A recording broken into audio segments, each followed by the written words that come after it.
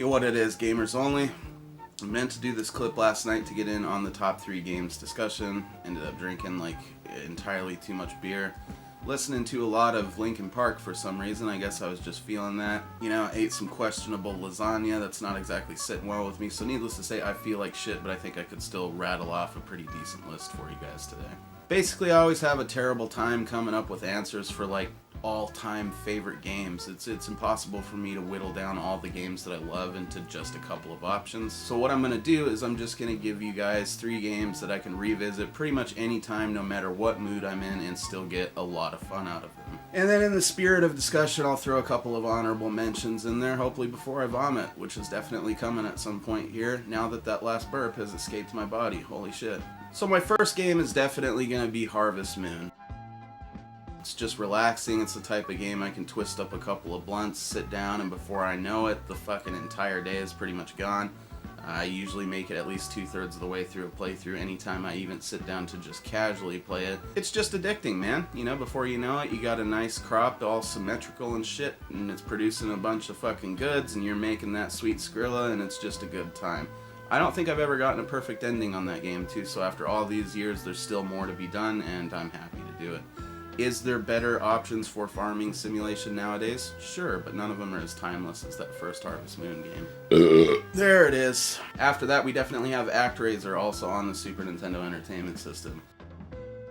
Now this is what happens if you take like a kind of a Harvest Moon vibe, you mix it with a little bit of SimCity, and you throw in a dash of just action platforming awesomeness. Essentially you travel around, you rid these fucking regions of these little demon gates, and you help them to rebuild their town and discover various technologies that help them in advancing and interacting with neighboring communities, or whatever you'd call it. And it's pretty much just as satisfying, you know, the 10th time that I played through it as it was the first time. It's one of those games I can pick it up, and much like Harvest Moon, I'm probably going to blast through 2/3 of it before I put it back down.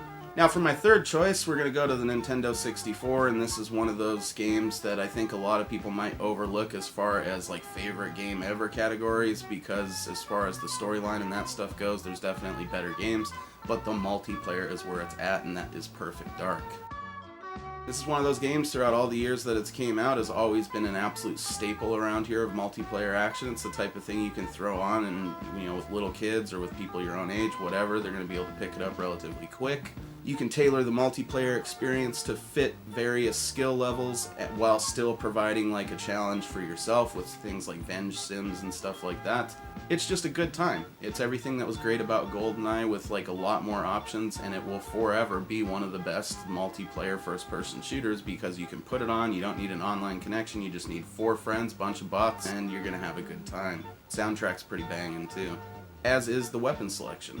Now we're going to throw a couple of honorable mentions in the mix too, just to spice the shit up. First one of those is going to be Eliminator Boat Duel for the Nintendo Entertainment System.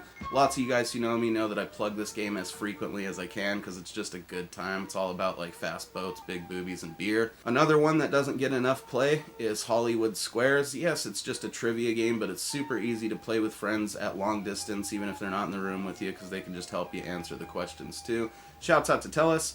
All the years I've been playing Hollywood Squares, I've never won the car. He picked the right key and the right car first try last time that we were playing it together. It was amazing. If I can find the footage, I'll actually include it for you guys because I was fucking stoked. Down. Alright, this is all the money right here, guys.